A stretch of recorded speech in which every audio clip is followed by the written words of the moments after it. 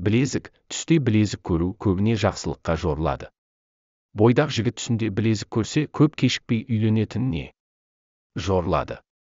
Бір әйелге білезік сыйлағаныңызды көрсеңіз, дос болғыңыз келген адамнан теріс жауап алатыныңызды білдіреді. Әйелдің қолынан білезік көру қуанышты хабарды, білезікті өз қолынан көру қайғы-мұңды білдіреді. Өлген адамның қолында білезік көрсе, ол адамның сізден разы болатындығын білдіреді. Түсінде беделді адамның қолынан білезік алса, ол адамның өзі немесе бауыры балалы болады. Қолына білезік тағып алғанын көрсе, қиыншылық пен таршылық жорылады. Егер алтын білезік тағып, оның қолына кең болғанын көрсе, басынан қиыншылық өтетіндігінің белгісі.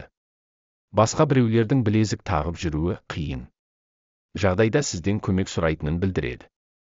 Білезік жоғалтып алсаңыз, ешқашан орындалмайтын іс үшін көңілсізденетініңізді білдіреді.